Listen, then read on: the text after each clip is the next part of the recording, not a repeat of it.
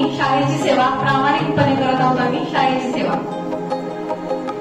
आजचा हा सुंदर असा कार्यक्रमात मला बोलण्याची संधी दिली त्याबद्दल मी सर्वप्रथम आयोजकांची कृतज्ञता व्यक्त करते.